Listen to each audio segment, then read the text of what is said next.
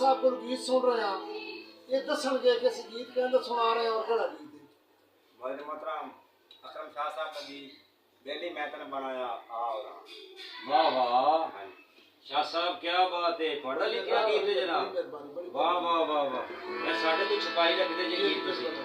हाँ जी लियाकत साहब सुनाओ जरा गीत, साढ़े लोग देखने वाले जरा लुत्फ अंदोज करो।